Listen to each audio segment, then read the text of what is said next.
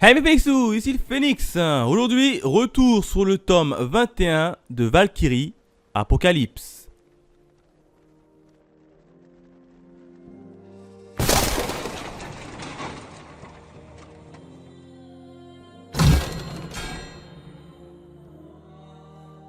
Comme d'habitude, présentation de la jaquette et des différents bonus. Sur la jaquette, on a deux nouveaux combattants qui vont faire leur entrée. On a tout simplement le capitaine du Shisengumi Okita à droite pour vous. Et à gauche, on a tout simplement une divinité qui s'intitule et qui s'appelle Susano. Franchement, elle est magnifique cette petite jaquette. Un mini face à un géant. Bon, quatrième de couverture, il n'y a pas grand chose comme vous le savez. Il n'y a que le résumé des familles. On a une petite page en couleur où on peut retrouver nos combattants actuels qui sont tout simplement Apollon et le roi de Sparte sous une belle petite planche en couleur justement, et ça franchement c'est vachement cool. Et puis c'est tout, on n'a pas la présentation des différents personnages et pas d'autres bonus à la fin du manga, donc quand même ça manque un peu de bonus, mais ça vous le savez dans ce titre là. Allez, on démarre dès maintenant avec la partie review tout simplement. Alors qu'est-ce qui s'est passé au niveau de ce tome-ci? Eh bien 3 événements. Le premier événement, j'ai envie de l'intituler comme étant le dieu soleil. Ah oui, très clairement, Apollon il en a marre. Apollon il veut passer aux choses sérieuses et il veut mettre fin au combat. Il va donc choisir d'invoquer une statue géante du nom d'Artémis. Artémis, c'est tout simplement le nom de sa sœur jumelle. Donc là, il invoque la statue géante. La statue géante, elle sort et la statue géante a la capacité d'utiliser un arc d'or géant et capable de tirer des flèches de lumière avec une puissance inouïe et une rapidité inouïe. En face, t'as le roi de Sparte qui voit ça, qui se met en position défensive, mais ça ne marche pas, puisque vous le savez, la lumière, il arrive facilement à transpercer le bouclier et voire à toucher à plusieurs reprises le roi de Sparte. Le roi de Sparte, il peut que se mettre à l'abri, mais il est violemment touché sous cette pluie de lumière. Là, rien ne va plus pour le roi de Sparte. Jusqu'au moment fatidique, la dernière flèche qui devait l'achever, et le roi de Sparte réussit à la dévier avec son bouclier et il renvoie la flèche sur le bras droit de Apollon qui est blessé. Du coup, Apollon, il est un peu étonné et son bras droit, il est évidemment hors service. Il ne peut plus utiliser son arc géant d'or. Du coup, qu'est-ce qu'il fait Apollon? Il dit: qu'à cela ne tienne, je vais moi-même m'utiliser comme étant une flèche. Il va demander l'aide avec sa statue géante qui va jouer un peu le rôle d'arc. Et lui, il va se mettre au milieu, il va jouer le rôle de flèche et il va tout simplement se propulser à vive allure en direction du roi de Sparte. Alors du côté du roi de Sparte, lui, il s'était préparé en sortant son bouclier super défensif. Évidemment, les deux, ils vont se rentrer dedans avec leur plus puissante attaque. Et ça va tout simplement être Apollon qui va réussir à détruire le fameux bouclier du roi de Sparte. Et il va mettre son poing en plein dans son estomac, qui va littéralement traverser son estomac. Évidemment, on pense que le roi de Sparte va intercepter ce point et il va pouvoir un peu répliquer. Pas du tout, le roi de Sparte il est grièvement blessé et c'est comme ça que le roi de Sparte perd le combat et est vaincu par Apollon. Donc là, très clairement, on a une nouvelle victoire du camp des divinités par l'intermédiaire d'Apollon.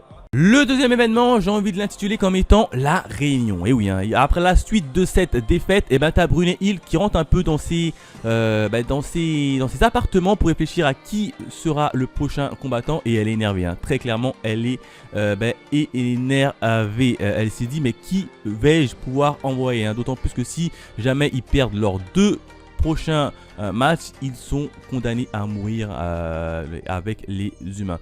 Donc là, elle ne sait pas qui choisir et ça va tout simplement être Okita, le capitaine du Shisengumi, qui va décider de prendre les choses en main et il va tout simplement se proposer. Du côté des divinités, il y aura également une petite réunion, petite table ronde pour savoir qui va combattre le prochain combat.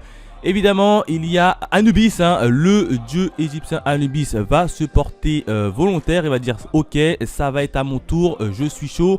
Sauf que voilà, au dernier moment, il y a Susano, une divinité japonaise, Susano, qui va intervenir et va dire non, laisse-moi ta place Anubis, je préfère plutôt y aller. Alors pour ceux qui ne savent pas, Susano il est considéré comme étant le créateur des arts du sabre, en gros c'est lui qui a inventé le combat avec des sabres. Et lui, il a envie de se frotter face à un sabreur qui est Okita, justement. Donc là, il a envie de prendre la place de Anubis. Alors au départ, Anubis, il était pas trop chaud, etc. Mais Anubis, il en a tellement eu marre, puisque Susanoo ne voulait absolument rien entendre, qu'il lui a cédé la place. Donc le prochain combat, ce sera le capitaine du Shisengumi Okita face à Susanoo. Le troisième événement, j'ai envie de l'intituler comme étant le secret. Et oui, ça va être le secret. Et ma théorie que j'avais dit dans le tome précédent va tout simplement se voir confirmée dans ce tome-ci. Très clairement, on va retrouver Brunhild qui va un peu marcher dans les halls tranquille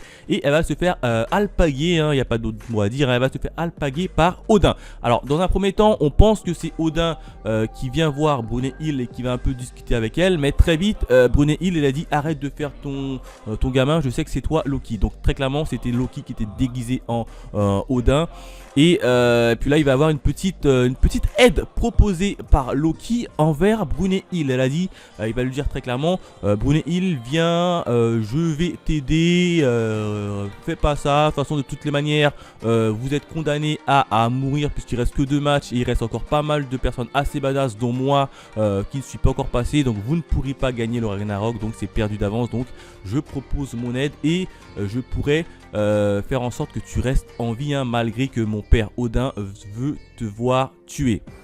Donc là, t'as Brunhild qui se retourne, qui dit mais pourquoi est-ce que tu veux tant m'aider, etc. Et puis là, très clairement, au Loki, il lui dit c'est parce que je suis tout simplement gentil. Là, Brunhild, elle l'envoie chier. Il n'y a pas de mot à dire, elle l'envoie totalement chier. Là, Loki, tu vois, il se sent blessé. Loki se sent blessé et avant de partir, Loki, il lui lâche évidemment la petite phrase bonne chance pour tenter de sauver ton Siegfried adoré. Donc là, tu vois, ça met quand même Brunhild un peu en colère. Et donc là, ça confirme donc mes propos, que Brunhild a organisé le Ragnarok tout simplement pour sauver son amoureux qui est enfermé dans la prison du Tartare, on le sait.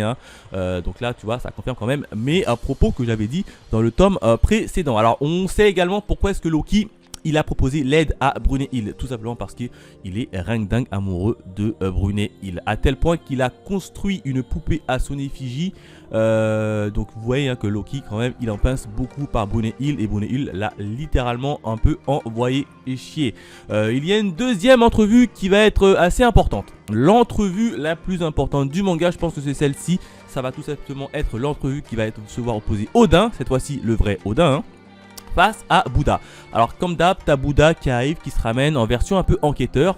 Il va poser la question directe à Odin. Il va dire mais c'est bizarre Odin, est-ce que tu peux m'en dire plus sur ce fameux Siegfried? Bon, tout le monde parle de Siegfried, mais même nous on sait pas c'est qui Siegfried. On sait juste que Siegfried c'est le petit copain a priori de Brunhild. Et là on va quand même peut en savoir un peu plus sur Siegfried, et notamment sur les dessins de Odin. Alors très clairement, t'as Bouddha qui tire un peu, qui titille Odin en lui posant pas mal de questions. C'est qui Siegfried, pourquoi, comment ça se fait qu'il a été enfermé dans le Tartare, et en plus de ça, on sait que la personne qui a décidé de l'enfermer dans le Tartare, c'est toi Odin. Pourquoi?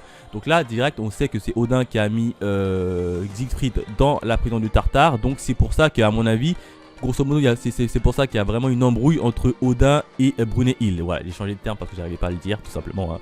Donc là, tu vois, comme quoi que Bouddha il pose quand même les bonnes questions, et ça, tu vois, ça fait plaisir, ça fait plaisir.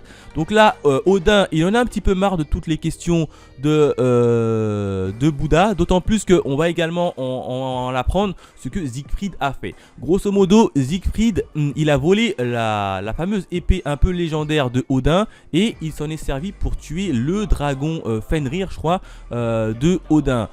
Et à la suite de ça, justement, Siegfried a été enfermé dans le Tartare. Mais pour Bouddha, ça, c'est pas vraiment la raison pour laquelle il a été enfermé. Il a été enfermé pour une autre raison, mais on ne sait toujours pas pour quelle raison.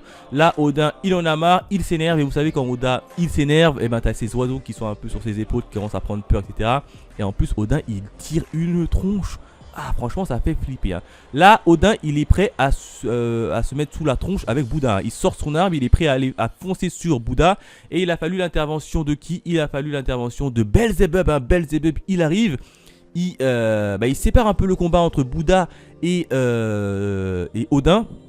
Et là, Belzebub, contre toute attente, Belzebub va prendre le parti de Bouddha. Alors là, même moi, j'ai été complètement surpris. Il va dire oui, c'est vrai ça, Odin, moi aussi j'aimerais bien en apprendre un peu plus sur tes dessins, sur ton objectif. Et là, très clairement, t'as Belzebub et Bouddha qui se mettent côte à côte pour faire face à Odin. C'est une dinguerie là. Et puis là, t'as tout simplement Belzebub qui va continuer un peu ses dires. Il va dire en fait, je sais c'est quoi ton objectif. Tu veux tout simplement ressusciter le dieu originel du nom de Arché. Et puis en disant ça, t'as la tronche de Odin qui lâche un sourire, le plus beau des sourires qu'il lâche.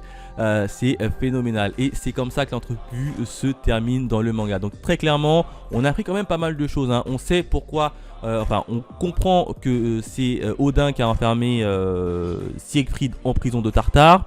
On sait ce que Siegfried a fait pour être emprisonné dans le Tartare, mais a priori c'est pas vraiment la vraie raison. Et en plus de ça, on sait que Odin a un dessin, c'est tout simplement ressusciter le dieu originel du nom de Arché. Alors on sait pas c'est qui le dieu originel, on sait pas Arché c'est qui, on sait pas ce qu'il a fait pour le moment. Mais là, a priori, très clairement, on nous a un peu mis de l'eau dans la tasse, hein, pour dire comme ça. Donc là, tu vois, ça commence à devenir de plus en plus intéressant. On va revenir au match. Évidemment, il y a un nouveau match qui va se préparer, hein. Le capitaine Oji du Shishengumi, hein, Okita, face à Susanoo. Alors, le match n'a pas encore réellement débuté. Alors, il a débuté, mais il s'est pas passé grand-chose, hein. Grosso modo, tu as les deux qui vont se faire un peu les éloges, qui vont un peu se regarder en chien de faïence, et puis c'est tout. Et voilà comment se termine le manga. Voilà ce que je pourrais dire sur le tome 21 de Valkyrie Apocalypse, hein. Encore une fois, une très belle lecture pour ma part, hein. On a eu la fin du combat qui oppose le roi Soleil face au roi de Sparte avec un finish époustouflant.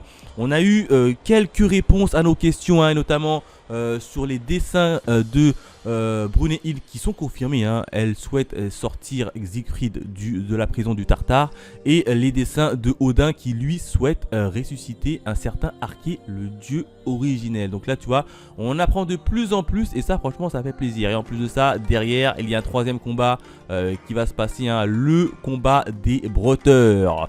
La personne qui manie le mieux au monde le sabre face à la personne qui a créé justement le combat avec le sabre. Donc ça va être quand même un petit match assez intéressant. En termes de notes, je lui aurais mis la note quand même de 5 sur 5 en termes d'étoiles, hein. Bon, même s'il n'y a pas trop de petits bonus dans le manga, j'ai vraiment apprécié ma petite lecture. Voilà, n'hésitez pas à me laisser vos avis dans les commentaires, à liker la vidéo, à la partager. Quant à nous, on se retrouve très vite pour de nouvelles aventures. Allez, bye mes Phoenixous.